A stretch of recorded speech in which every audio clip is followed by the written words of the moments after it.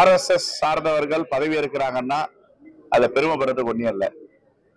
துணை ஜனாதிபதி இந்த தேசத்தில் உள்ள அனைவரையும் நாங்கள் ஏற்றுக்கொள்வோம், இந்த தேசத்தில் பிறந்த பிரஜைகள் அனைவரும் அரசியலமைப்பு சட்டத்திற்கு உட்பட்ட இந்த தேசத்தின் பிரஜைகள் என்று தலை நிமிர்ந்து சொல்லுவாரா அல்லது RSS சொல்லுவதை சொல்லுவாரா என்ற கேள்வியை நான் இங்க முன்வைக்கிறேன். திமுக பிஜேபி கூட மந்திரி சபையில் இல்லையா, கூட்டணியில் இருந்தது இல்லையா? அதெல்லாம் சும்மா தவறான வாதம். இதெல்லாம் இந்த வெறுப்பு பிரச்சாரம் எல்லாம் நீண்ட காலத்துக்கு நிற்காது. எத்தனை காலத்துக்கு இப்படி நீங்க மக்களை சொல்லிட்டே இப்படி ஏமாத்திட்டே இருப்பாங்க? பிஜேபி உள்ள வந்துடும், அதனால நாங்கள் ஆதரிக்க மாட்டோம். திருமாவளவனும் அதே தான் பண்றாரு. அதே மாதிரி கம்யூனிஸ்டுகளும் அப்படிதான் பண்றாங்க. எல்லா விஷயத்திலையும் திருமாவளவன், கம்யூனிஸ்டுகள், எனக்கு மதிமுக இவங்க எல்லாமே முட்டு கொடுக்குறாங்க பாருங்க. இந்த கவர்மெண்ட் செய்யக்கூடிய எல்லா தவறுக்கும் உடந்தையா இருக்காங்கல்ல. அதனால இது சரியான அரசியல் அல்ல. திமுக இப்படிதான் இருக்கும். இந்த மண் இது ஆன்மீக பூமி, தேசிய பூமி. அதனால இந்த மண்ணில் தேசியம் காலூன்றுவதற்கு இந்த திராவிடம் இப்பொழுது ஒரு தடையாக இருக்கிறது. அது நிச்சயமாக இந்த தேர்தலோட மாறிடுங்க. இப்போ திராவிட முன்னேற்ற கழகம் 40 எம்பிக்கள் இருக்காங்களே, இவங்க தமிழ்நாட்டுக்கு என்ன பண்ணிட்டாங்க? நான் கேட்குறேன், இதுக்கு முன்னாடி பாரதிய ஜனதா கட்சி அமைச்சரவையில் திமுக இருந்தாங்க இல்லைங்களா? இவங்கெல்லாம் தமிழ்நாட்டுக்கு என்ன பண்ணாங்க? மன்மோகன் சிங் அமைச்சரவையில் திமுக இருந்தாங்க. அதை தொடர்ந்து எல்லா மந்திரி சபையிலையும் மத்தியில் திமுகவினர் பதவியில் இருந்தாங்க. இவங்க இருந்தபோது இவங்க தமிழ்நாட்டை சார்ந்தவங்க மத்தியில் ஜனாதிபதியாகவோ பிரதமராகவோ யாரும் வந்துடக்கூடாதுங்கிறதுல தெளிவாக இருந்தாங்க. ஐயா அப்துல் கலாம் அவர்கள் ஜனாதிபதி தேர்தலுக்கு நின்ன போது இவங்க என்ன பண்ணாங்க? கலாம் என்றாலே கழகம் என்று சொல்லி அவங்க அப்துல் கலாம் எதிர்த்தாங்க. இவங்க அவர் ஜனாதிபதி ஆகிறத இவங்க விரும்பல. அதே மாதிரி தான் ஐயா மூப்பனார் அவர்கள் பிரதமராக ஒரு நல்ல வாய்ப்பு அமைந்தது, அதையும் கெடுத்தது இவங்க தான். உங்களுக்கு எல்லாம் இந்த விஷயங்கள்லாம் தெரியும். இவங்க சிவசேனை பாருங்க, பால் தாக்கரே நம்முடைய கூட்டணியில் இருந்தார் பிஜேபி. பால் தாக்கரே என்ன சொன்னாரு? மராட்டிய மாநிலத்தை சார்ந்த பிரதிபா பாட்டீல் அவங்க ஜனாதிபதியா வரும்போது எங்க மாநிலத்தை சேர்ந்தவங்க, அதனால நாங்க ஆதரிக்கிறோம். அந்த உணர்வு இவங்களுக்கு வர வேண்டாமா?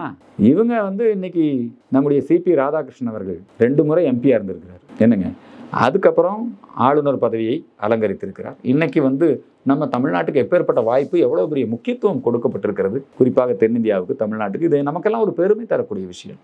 நம்முடைய கொங்கு மண்டல பகுதியை சார்ந்தவர், திருப்பூர் பகுதியை சார்ந்தவர் திரு சிபி ராதாகிருஷ்ணன், அவர் ஒரு துணை ஜனாதிபதி பொறுப்புக்கு வருவது, இது இங்க இருக்கிற எல்லா கட்சியும் ஆதரிக்கணும். ஆனா இவங்க எல்லாரும் ரொம்ப என்ன சொல்றது, ஒரு வெறுப்பு அரசியலை அவர்கள் செய்கிறார்கள். RSS சார்ந்தவர்கள் பதவி இருக்கிறாங்கன்னா அதை பெருமைப்படுறதுக்கு ஒன்றும் இல்லை. துணை ஜனாதிபதி இந்த தேசத்தில் உள்ள அனைவரையும் நாங்கள் ஏற்றுக்கொள்வோம், இந்த தேசத்தில் பிறந்த பிரஜைகள் அனைவரும் அரசியலமைப்பு சட்டத்திற்கு உட்பட்ட இந்த தேசத்தின் பிரஜைகள் என்று தலை நிமிர்ந்து சொல்லுவாரா அல்லது RSS சொல்லுவதை சொல்லுவாரா என்ற கேள்வியை நான் இங்க முன்வைக்கிறேன். திமுக பிஜேபி கூட மந்திரி சபையில் இல்லையா, கூட்டணியில் இருந்தது இல்லையா? அதெல்லாம் சும்மா தவறான வாதம். இதெல்லாம் இந்த வெறுப்பு பிரச்சாரம் எல்லாம் நீண்ட காலத்துக்கு நிற்காது. எத்தனை காலத்துக்கு இப்படி நீங்க மக்களை சொல்லிட்டே இப்படி ஏமாத்திட்டே இருப்பாங்க? பிஜேபி உள்ள வந்துடும், அதனால நாங்கள் ஆதரிக்க மாட்டோம்.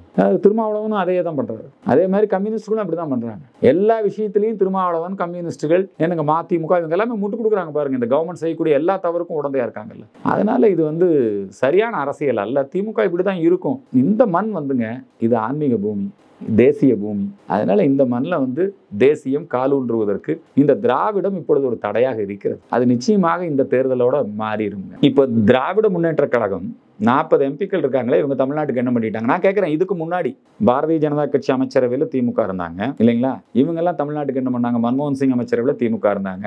அதை தொடர்ந்து எல்லா மந்திரி சபையிலையும் மத்தியில் திமுகவினர் பதவியில் இருந்தாங்க. இவங்க இருந்தபோது இவங்க தமிழ்நாட்டை சார்ந்தவங்க மத்தியில் ஜனாதிபதியாகவோ பிரதமராகவோ யாரும் வந்துடக்கூடாதுங்கிறதுல தெளிவாக இருந்தாங்க. ஐயா அப்துல் கலாம் அவர்கள் ஜனாதிபதி தேர்தலுக்கு நின்ன போது இவங்க என்ன பண்ணாங்க? கலாம் என்றாலே கழகம் என்று சொல்லி அவங்க அப்துல் கலாம் எதிர்த்தாங்க. இவங்க அவர் ஜனாதிபதி ஆகிறத இவங்க விரும்பல. அதே மாதிரி தான் ஐயா மூப்பனார் அவர்கள் பிரதமராக ஒரு நல்ல வாய்ப்பு அமைந்தது, அதையும் கெடுத்தது இவங்க தான். உங்களுக்கு எல்லாம் இந்த விஷயங்கள்லாம் தெரியும். இவங்க சிவசேனை பாருங்க, பால் தாக்கரே நம்முடைய கூட்டணியில் இருந்தார் பிஜேபி. பால் தாக்கரே என்ன சொன்னாரு? மராட்டிய மாநிலத்தை சார்ந்த பிரதிபா பாட்டீல் அவங்க ஜனாதிபதியா வரும்போது எங்க மாநிலத்தை சேர்ந்தவங்க, அதனால நாங்க ஆதரிக்கிறோம். அந்த உணர்வு இவங்களுக்கு வர வேண்டாமா? இவங்க இன்னைக்கு நம்முடைய சிபி ராதாகிருஷ்ணன் அவர்கள் 2 முறை எம்பியா இருந்திருக்கிறார். என்னங்க, அதுக்கப்புறம் ஆளுநர் பதவியை அலங்கரித்திருக்கிறார். இன்னைக்கு நம்ம தமிழ்நாட்டுக்கு எப்பேற்பட்ட வாய்ப்பு, எவ்வளவு பெரிய முக்கியத்துவம் கொடுக்கப்பட்டிருக்கிறது, குறிப்பாக தென்னிந்தியாவுக்கு, தமிழ்நாட்டுக்கு. இது நமக்கெல்லாம் ஒரு பெருமை தரக்கூடிய விஷயம்.